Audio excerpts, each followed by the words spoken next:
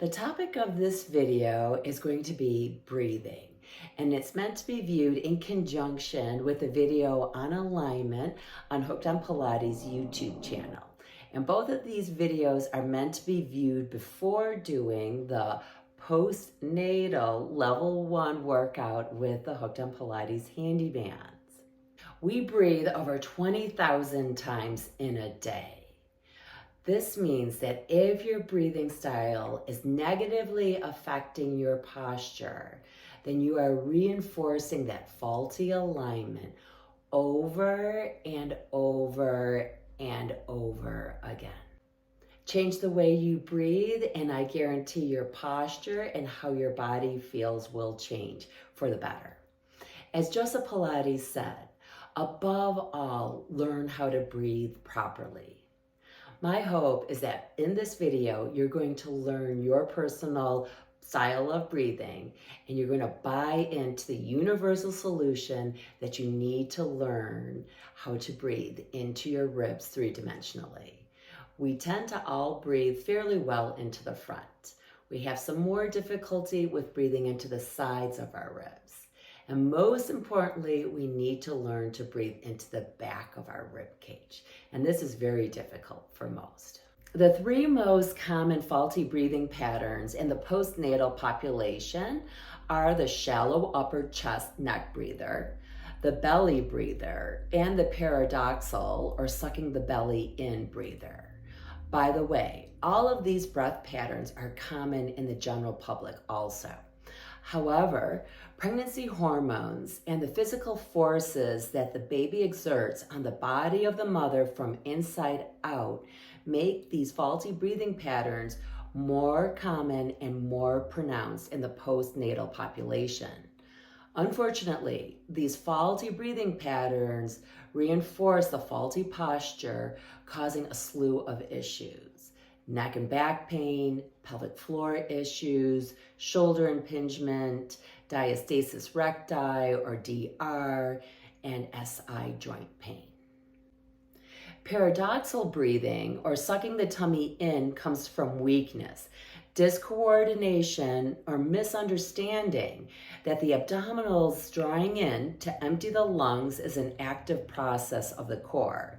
And this actually occurs on an exhale, not on an inhale. However, in an effort to change the appearance of their core, the strategy of sucking in of the tummy occurs on the inhale, creating a faulty breathing pattern that may look like an engaged core, but just the opposite has occurred. Another faulty breathing pattern is to take the breath into the belly, which, while feeling satisfying, will further lengthen and weaken the core muscles, while simultaneously tightening the back muscles and spine. A weak core and a tight back will stress a DR and also lead to the complaint that my back feels tight and or my core is so weak I still look pregnant. Stand facing a mirror and become aware of if you're breathing in through your nose and out through your mouth, or just become aware of that quiet inhaling and exhaling. And now start to notice where you're taking that breath. Do you hardly see any breath coming into your body? And if it is coming into your body, is it mostly with your chest lifting or in your neck? You might be a shallow breather.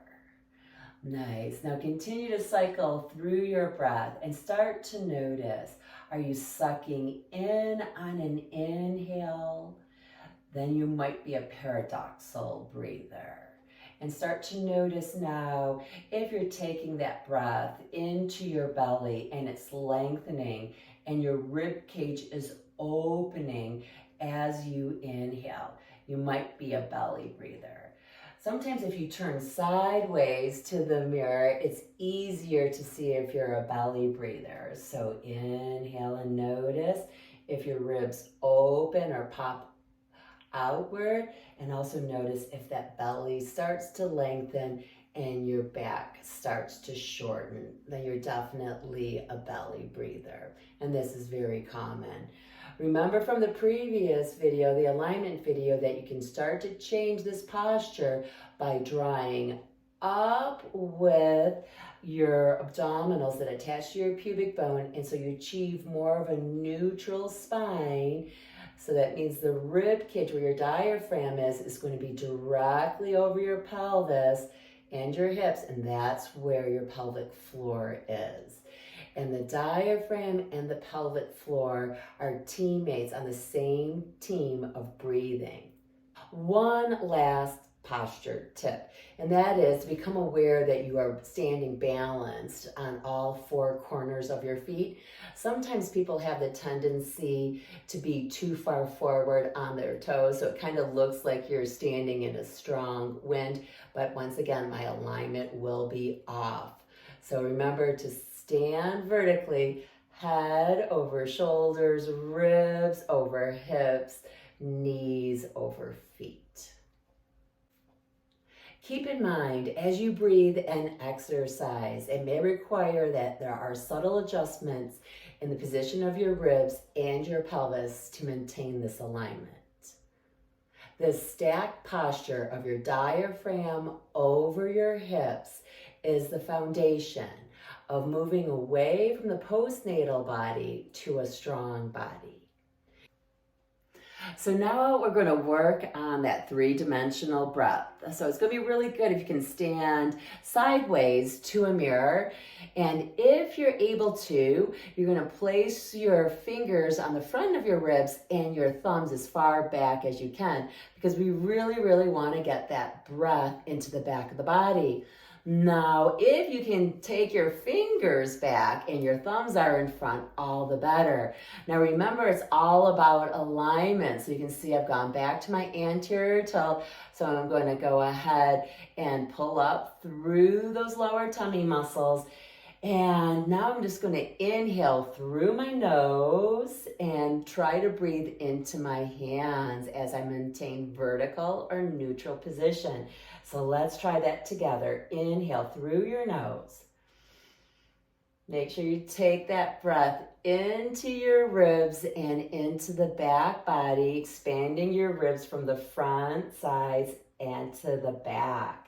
And then just let that air go naturally. So an exhale can just be a natural recoil, just like a rubber band going from stretch to back to its resting length. So let's continue with that breath. So you're going to inhale through your nose. That uses your diaphragm even better than breathing in through your mouth. So inhale. Trying to breathe into your hands. Yeah. And now just exhale, release. So in Pilates, we add a forceful exhale. And by that, we're going to be able to use our core muscles to help empty our lungs of our air. So we either use the pursed lip breath, or sometimes we use a slightly open jaw ha breath. So we're going to go ahead and make sure we're back to our neutral. This is going to be Pilates breathing now. We're going to inhale in through your nose, into those ribs, right?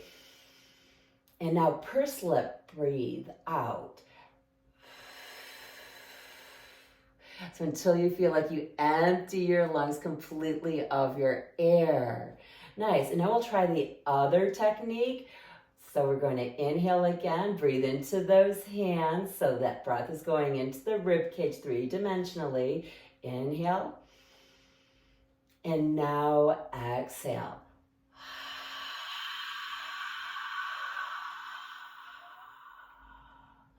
So another very important thing to keep in mind is that you really want to make sure that when you're emptying your lungs of your breath, that you're doing it from bottom up, not top down. And so I want you to also become aware if pursed lip breathing helps you empty from bottom up, or if it's better if you do the ha breath. For me, I find that I'm better able to empty from the bottom up with the ha breath. So that's going to be my style of exhaling, but yours might be different. Now you have the tools of alignment and breathing to do that post-natal level 1 workout with the Handibands. But you've got these concepts that you can apply to your activities of daily living, and they really work well when you go for walks. So remember, you're always going to want to inhale through your nose and expand that rib cage three-dimensionally, and you can exhale just relaxed. Or on occasion, you can add that Pilates breath while you're walking, either that pursed lip breath or that ha breath, so where you're going to be emptying your lungs with your abdominals. But the more that you can incorporate these ideas of alignment and breathing into your everyday, the better it will be for you. And remember, as Joseph Pilates said, above all, learn how to breathe properly.